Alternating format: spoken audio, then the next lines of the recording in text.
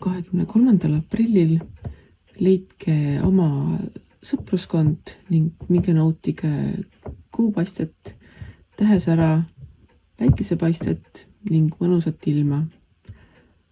See seltskond, millega sa tänasel päeval kokku puutud, võiks olla see päriselt sinu sõpruskond.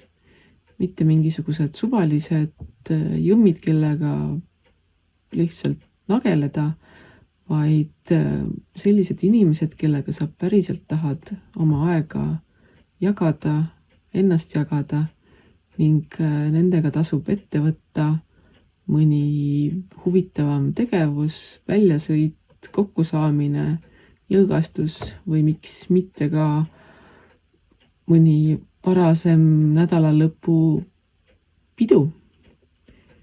Igal juhul täna on just see päev, kus tasub sõpru meelde tuletada ning nendele ilusat päeva soovida ning miks mitte ka külla kutsuda või iseennast teistele külla kutsuda.